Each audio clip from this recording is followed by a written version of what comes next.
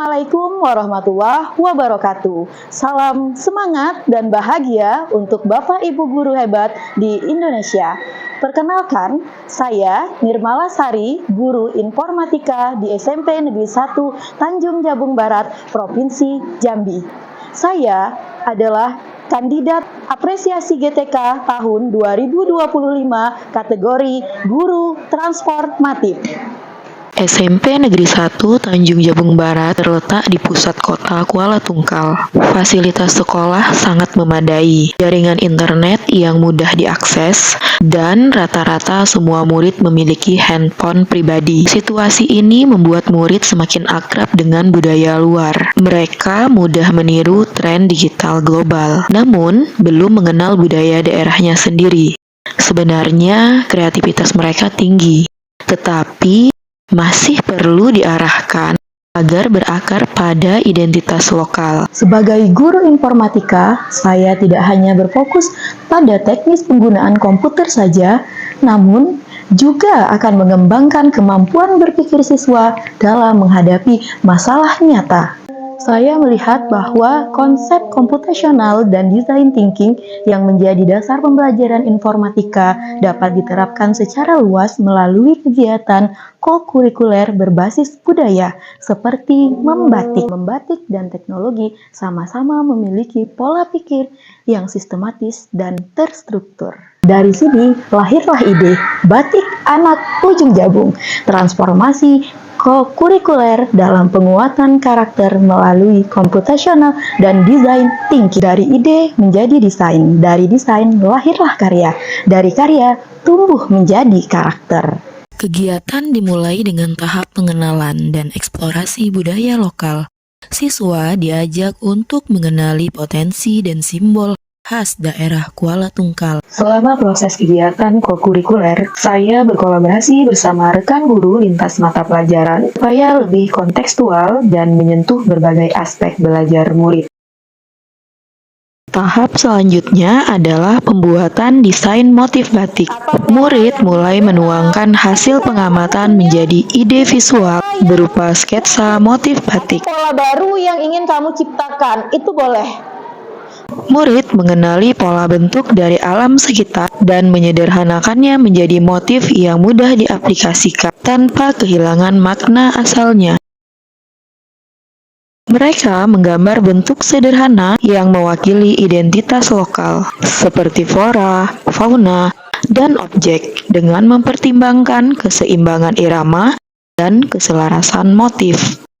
Tahap ketiga adalah pembuatan cap. Desain terbaik dari masing-masing kelompok dikembangkan menjadi prototipe. Berupa cap batik menggunakan bahan bekas berupa kayu atau tripleks sebagai tatakan dan kotak bekas untuk membentuk motif. Murid membagi kotak bekas menjadi beberapa bagian, lalu dilenturkan dan ditempelkan mengikuti arah motif pada tatakan. Proses ini mengajarkan murid berpikir logis dan teliti dalam menentukan ukuran dan arah pola serta kerjasama dalam kelompok. Inilah beberapa contoh cap batik yang telah diselesaikan oleh murid. Ada motif kerang darah, motif siput, motif pinang, motif udang galah, motif daun pidada, dan motif bunga bakau. Tahap keempat yaitu pembuatan kain batik. Guru dan murid melakukan perjalanan menuju toko Dewi Batik, yang mana lokasinya tidak jauh dari sekolah, dapat dijangkau dengan berjalan kaki. Owner Dewi Batik memberikan penjelasan mengenai variasi tata letak motif,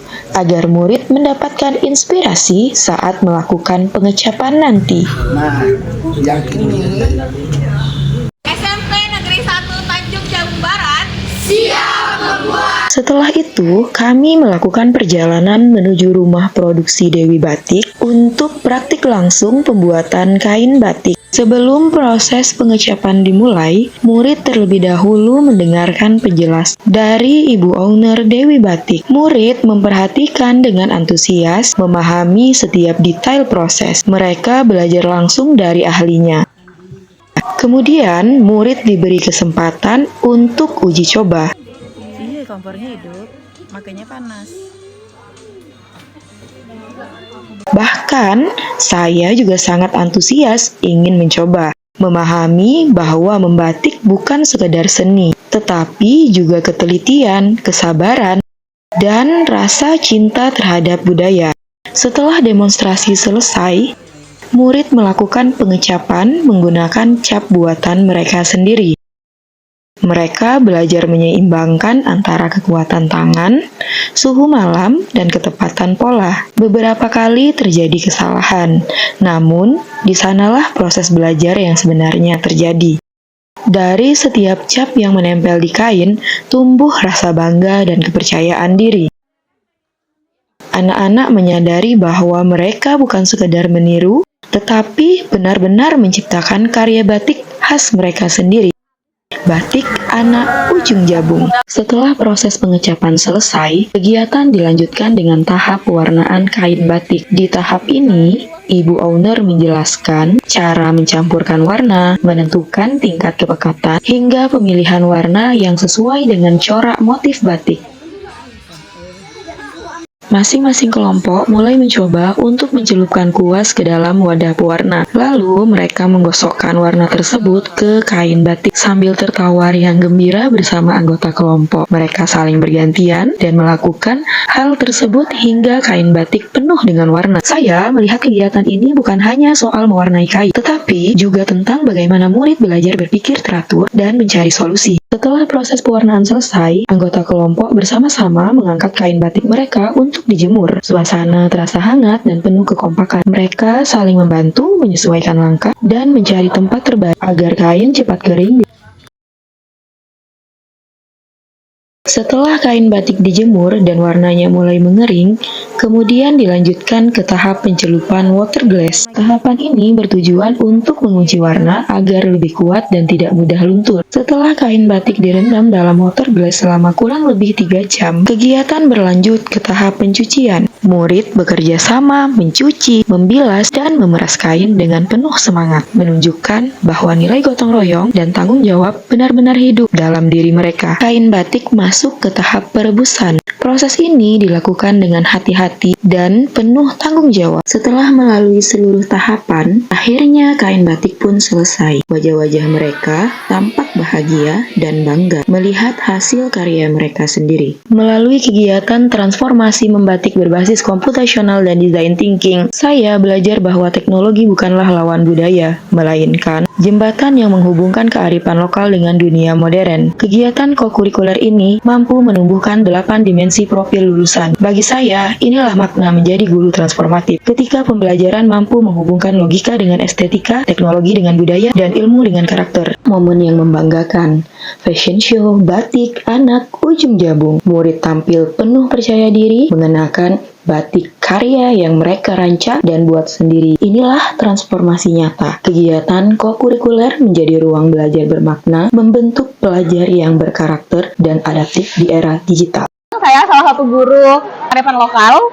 Dalam prosesnya, siswa-siswi kelas 8 SMP 1 Tanjung Barat sudah menghasilkan batik-batik khas Kuala Tungkal sampai berupa produk seperti yang kita lihat di belakang ini. Yang paling menarik di sana adalah mereka mengecat menggunakan motif mereka sendiri, sehingga ini khas dan asli karya anak bangsa. Saya Zivilia Zara, kelas 8C, merasa kegiatan membatik ini sangat menyenangkan. Dengan kegiatan membatik, saya jadi lebih tahu apa saja flora dan fauna yang ada di Kuala Tungkal. Yang sebelumnya saya tidak tahu, sekarang saya menjadi tahu. Dan saya dengan kegiatan membatik ini belajar bekerja sama dengan teman-teman kelompok saya. Saya belajar arti kesabaran dan arti kekompakan.